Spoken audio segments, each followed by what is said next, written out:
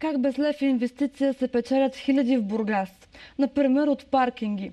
Вижте сами как изглеждат повечето от тях в най-хубавия за живеене град в страната. Буренесала площ, оградена с бодлива телена ограда. Това представлява платеният паркинг в луксозният бургаския комплекс Лазур в непосредствена близост до морето. Той побира стотина коли срещу месечен наем от 60 лева за всяка. В мизерна барака, без никакви елементарни условия за работа пък, се помещава охраната.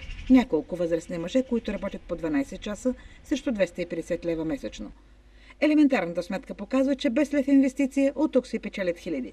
Доскоро за естествените нужди на охраната, а и на паркиращите тук возилата си бургазлии се използваше околната тревна растителност. Най-после има екотоалетна.